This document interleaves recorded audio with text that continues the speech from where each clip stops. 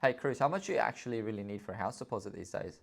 There's a bunch of first home buyer schemes, and the one that stands out in terms of deposit is the first home buyer guarantee.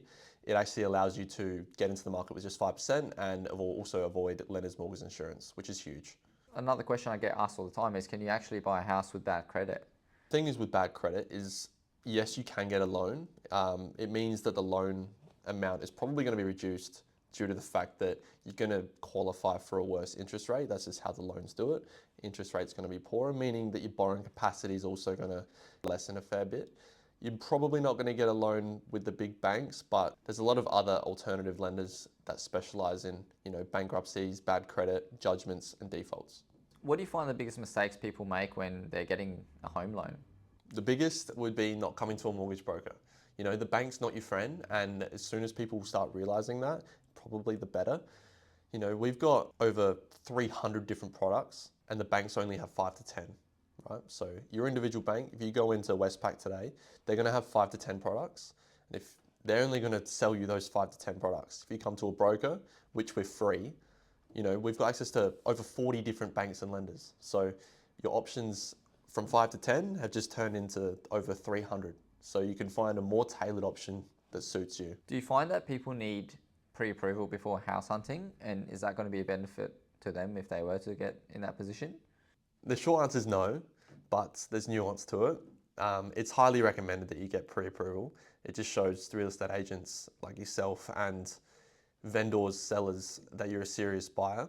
It also shows that you have a real good idea of your actual budget and stops you falling in love with a house that's over your budget. And it just sets you up for failure if you do that without pre-approval. What are some of the biggest regrets buyers have about getting a mortgage? The biggest regret, I would say not choosing the right product that suits you. Obviously, people that go to banks only have a choice, between 5 to 10 products. But, coming to a mortgage broker like myself, you have over 300 different products. And then that means you're not choosing special features that you don't need, like offset accounts, right? Another one would be that, you don't get a home and pest inspection, and that can cost thousands in the future when you realize that, there's potential structural damage, or, there's electrical problems, or, finding out your kitchen appliance doesn't work. So definitely investing in a home and pest inspection is worth it.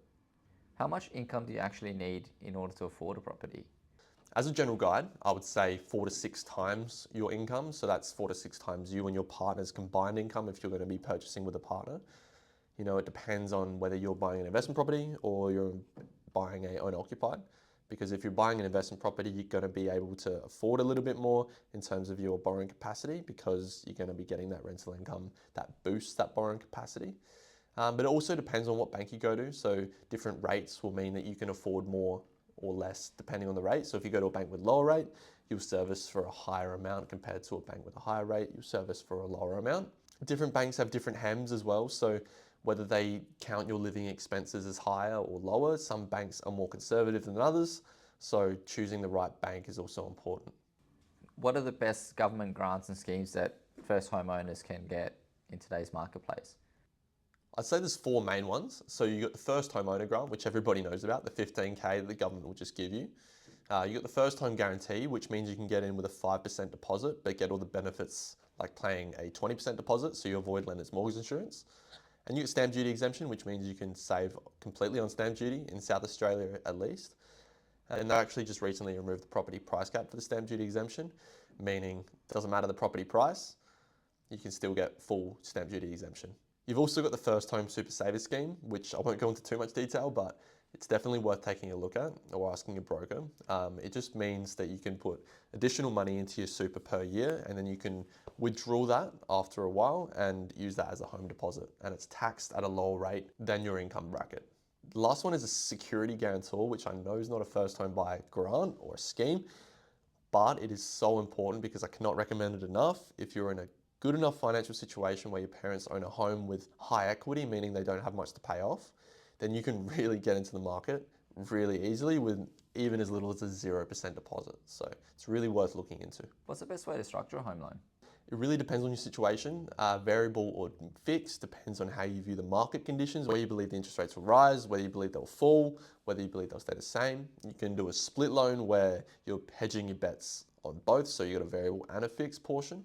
Offsets are a great idea if you have cash savings, or expected bonuses or commissions. So you've got a big deposit account which you can offset your interest.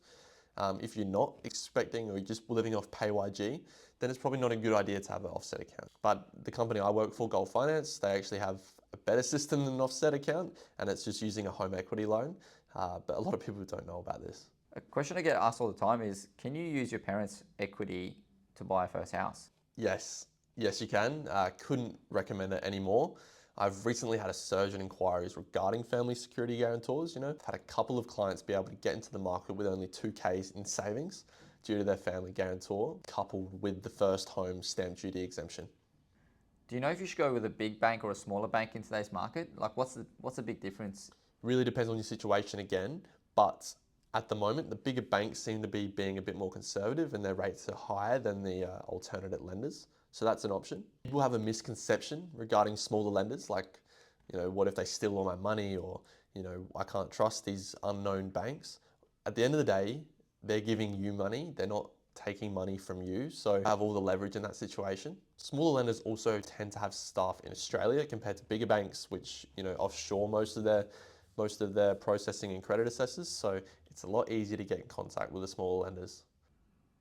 Are there any hidden fees in home loans that people just aren't aware about? A lot of banks have, yearly or monthly fees to keep accounts open with offsets and special features. So be careful with comparison rates. A lot of people look at the actual rate and they go, wow, 6.7%, and then they're going ahead with it, but the comparison rate is actually 8.5%. Comparison rate adds all the fees and charges including in it, and you need to be careful of this. So have a look at the comparison rate and not just trusting the normal rate. Should you be paying your home loan off faster, or should you be investing that money? Again, it really depends on your situation. Not everyone wants to be an investor. There's so many different strategies when it comes to tax advantages and building wealth through property. And for a lot of people, they just want to simply pay off their home that they live in as fast as possible, and that's fine. But in terms of investing, there's plenty of options that depend on your tax rate, what you can claim and what you can't claim, how you can structure your loans, like principal and interest or interest only. Do I set it up in a trust? Do I set it up in a company? Do I set it up in my own name? All these have different advantages and disadvantages. So many people get it wrong, and it's got to be tailored to your specific needs, whether that's for short-term cash or for a long-term advantage. What is the best way you can increase your borrowing power when you're applying for a mortgage in today's marketplace? There's plenty of ways you can. It can be through structure, setting up a trust or a company. They view your income and liabilities differently. If you couple it with your friends or your partner, you now have more income to use. It can be through increasing your income through a side hustle or another job, exploring your options in terms of banks with different HEMs and different rates, etc. The most important thing would be paying off your debts and your liabilities, including your HECS debt. How do interest rates affect your repayments? Interest rates obviously affect your repayments, but not in a way you think. So if the bank decides to reduce the interest rate, you're still going to be paying the current monthly repayment that you're paying at the moment, unless that you contact the bank and you want to reduce your repayment to the minimum repayment. If you keep it at that same repayment level that you're on currently without changing it, you're just going to be paying your house off quicker. So at the end of the day, it's a decision between paying the minimum repayment because the rate's cut, or do I continue and just pay off my home loan sooner? What's the biggest home loan myth that you've actually run into? The biggest myth that I've come across would be that you need a 20% deposit.